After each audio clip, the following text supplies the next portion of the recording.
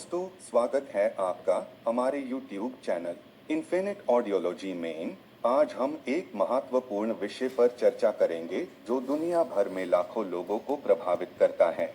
टिनाइटिस या एक बहुत ही आम शिकायत है और भारत में लगभग 7% आबादी को प्रभावित करती है और कई प्रकार के शारीरिक और भावनात्मक विकारों से जुड़ा हुआ है।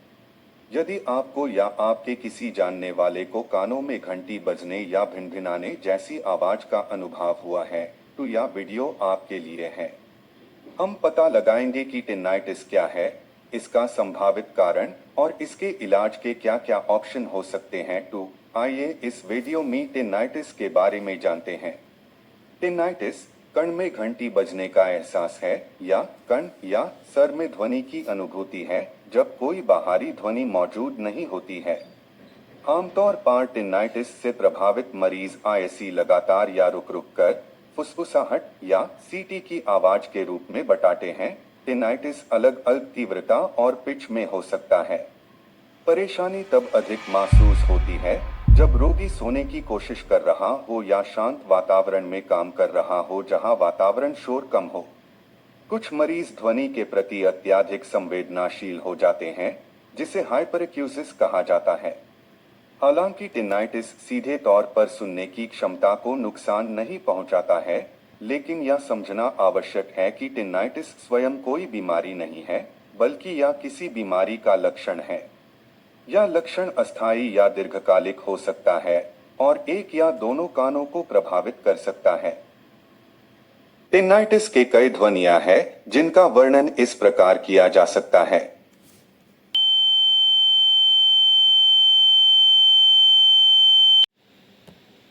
चिपरिंग,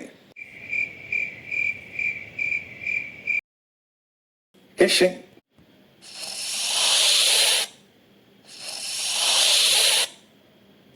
whooshing, buzzing,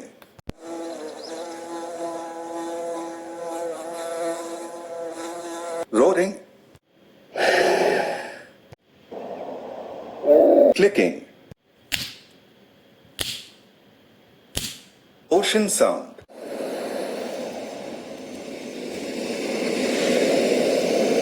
pulsing. Of tinnitus, subjective and objective. 1. Subjective टिनाइटिस में केवल टिनाइटिस से पीड़ित रोगी को ही कण में घंटियां या उसके जैसी ध्वनि सुनाई देती है। 2. ऑब्जेक्टिव टिनाइटिस में डॉक्टर भी स्टेथोस्कोप की मदद से मरीज के कण में टिनाइटिस सुन सकता है। कॉजेज ऑफ टिनाइटिस, टिनाइटिस के कारण। आंतरिक कण शरीर के संतुलन को बनाए रखने में मदद करता है, ध्वनि के रिसेप्टर्स के रूप में कार्य करता है और ब्रेन तक सिग्नल भेजता है। तेज आवाजें आंतरिक कण में ध्वनि संवेदनशील कोशिकाओं को अस्थायी रूप से या कभी-कभी स्थायी रूप से नुकसान पहुंचा सकती है। आंतरिक कण से ध्वनि के संचालन में गड़बड़ी या केंद्रीय तंत्रिका तंत्र द्वारा ध्वनि संकेत के ट्रांसमिशन से टिनाइटिस हो सकता है। टिनाइटिस कई चीजों के कारण हो सकता है, जिसमें कण के उस हिस्से में टूटी या डैमेज हेयर सेल्स शामिल है जो ध्वनि प्राप्त करती है। 1. आसपास की रक्त वाहिनिकाओं कैरोटिड धमनी के माध्यम से रक्त के प्रवाह में परिवर्तन। 2. जबड़े की हड्डी टेम्पोरोमैंडिबुलर जोड़ के जोड़ में समस्या। 3. और मस्तिष्क ध्वनि को कैसे संसाधित करता है, यूसेज संबंधित समस्याएं। 4. लंबे समय तक तेज शोर के संपर्क में रहना, जैसे कि संगीत समारोहों में भाग लेना या शोर वाले वातावरण में काम करना, आंतरिक कण में नाजुक हेयर सेल्स को नुकसान पहुंचा सकता है, जिससे टिनाइटिस हो सकता है। उम्र से संबंधित हियरिंग लॉस, जैसे जैसे हमारी उम्र बढ़ती है, हमारी सुनने की क्षमता स्वाभाविक रूप से कम होने लगती है। टिनाइटिस के विकास में योगदान कर सकता है। 6. कण के मैल से रुकावट, कण में माइल जमा होने से कण की निका में रुकावट आ सकती है, जिससे टिनाइटिस के लक्षण पैदा हो सकते हैं। 7. मेडिकल कंडीशन, विभिन्न चिकित्सीय स्थितियां जैसे कि मेनियर्स रोग, ओटोस्क्लेरोसिस और टेम्पोरोमैंडिबुलर जॉइंट विकार टेनाइटिस से जुड़ी हो सकती है। 9 ओटोस्क्लेरोसिस एक ऐसी स्थिति जहां आंतरिक कण की छोटी हड्डियां स्थिर हो जाती हैं। 10 मेडिसिन्स कुछ दवाओं के दुष्प्रभाव जैसे कि कुनैन और क्लोरोक्वीन, कुछ शामक, अवसादारोधी, दर्द निवारक, एंटीबायोटिक्स, मूत्रवर्धक, कुछ एंटीबायोटिक्स, कैंसर की दवाएं और एस्पिरिन की उच्च खुराक साइड इफेक्ट के रूप में टेनाइटिस को ट्रिगर कर सकती है। 11 अदर मेडिकल कंडीशन जैसे हाइपोटायरायडिज्म, मधुमेह, हाई बीपी, एनीमिया, हृदय रोग, ऑटोइम्यून विकार और संचार संबंधी विकार। 12 तनाव और चिंता, भावनात्मक संकट, तनाव और चिंता टेनाइटिस के लक्षणों को बढ़ा सकते हैं। 13 शराब या कैफीन युक्त पेय पदार्थों का अत्यधिक सेवन, सिगरेट पीने से टेनाइटिस रोगी की स्थिति खराब हो सकती है। 14 migraine.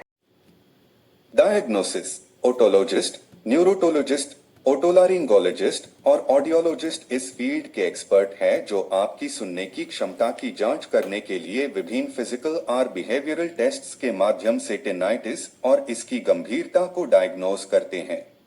Tests to diagnose tinnitus. 1. Visual analogue scale.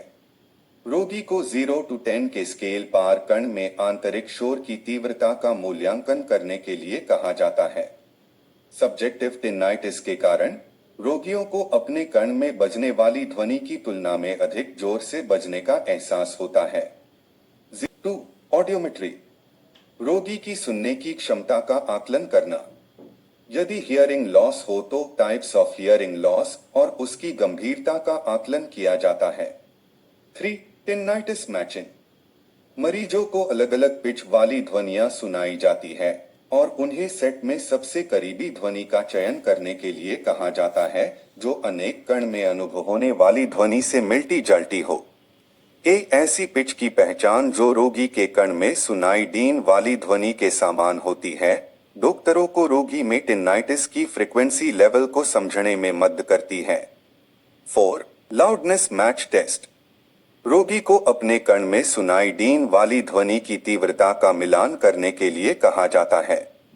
यह टेस्ट डॉक्टरों को रोगी में टेनाइटिस की ध्वनि की सीमा को समझने में हेल्प करता है। 5.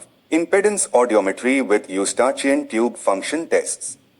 इन्हें माधी कण के प्रेशर, स्टेपिडियल रिफ्लेक्सेस और ईटी फंक्शन को निर्धारित करने के लिए किया जाना चाहिए। यदि आप टेनाइटिस का अनुभव करते हैं तो संपूर्ण मूल्यांकन के लिए ऑडियोलॉजिस्ट या हेल्थ केयर प्रोफेशनल से कंसल्ट कर सकते हैं। Treatment options. टेनाइटिस के इलाज के कुछ प्रभावी तरीके। 1. कण में मेल या ईयरवैक्स जमा होने के कारण होने वाला टेनाइटिस। कण की सुरक्षा और चिकनाई के लिए कण में मोम उत्पन्न होता है। ईयरबिड्स से सफाई करने से वैक्स और अंदर चला जाता है जिससे कण की नलिका में रुकावट आ जाती है। ऐसे बजाय मरीज को कण का मेल हटाने के लिए अपने नजदीकी ईएनटी डॉक्टर के पास जाना चाहिए। 2. ईयर इन्फेक्शन के कारण होने वाला टेनाइटिस। कण में इन्फेक्शन को कम कराने के लिए डॉक्टर एंटीबायोटिक्स प्रिस्क्राइब करते हैं। 3. टीएमजे टेम्पोरोमैंडिबुलर जॉइंट डिसऑर्डर के कारण होने वाला टेनाइटिस। एक ऑर्थोडोंटिस्ट या ईएनटी डॉक्टर इस स्थिति का सफलतापूर्वक इलाज कर सकते हैं। 4. Medications to treat tinnitus. मरीजों को ध्वनियुक्त वातावरण में रहने की सलाह दी जाती है। 5. चिंतारोधी या अवसादारोधी दवाएं। टेनाइटिस के इलाज के लिए डॉक्टर अक्सर चिंता विरोधी या अवसाद रोधी दवाएं प्रिस्क्राइब करते हैं। Devices to treat tinnitus. Tinnitus का इलाज करने के लिए मैनेजमेंट और काउंसलिंग। टेनाइटिस को समझना और या दैनिक जीवन को कैसे प्रभावित करता है, स्थिति को मनक कराने में पहला स्टेप है। 1. Sound therapy. हल्के सॉफ्ट बैकग्राउंड नॉइज जैसे कि व्हाइट नॉइज या प्रकृति की आवाज के साथ टेनाइटिस को छुपाने से टेनाइटिस की आवाज कम परेशान करने वाली हो सकती है। 2. टेनाइटिस रीट्रेनिंग थेरेपी टीआरटी। टीआरटी समय के साथ मस्तिष्क को टेनाइटिस को नॉन थ्रेटनिंग साउंड के रूप में समझने में मदद करने के लिए काउंसलिंग के साथ साउंड थेरेपी को जोड़ती है। 3. मेडिकेशंस। कुछ मामलों में टिनाइटिस के प्रभाव को कम कराने के लिए दवाएं प्रिस्क्राइब्ड की जा सकती हैं, जैसे अवसाद रोधी या चिंतारोधी दवाएं। 4. Hearing aids. हियरिंग लॉस और टिनाइटिस वाले व्यक्तियों के लिए हियरिंग एड बाहरी ध्वनियों को बढ़ा सकते हैं, जिसे बैकग्राउंड नॉइज और टिनाइटिस के बीच अंतर कम हो सकता है। 5.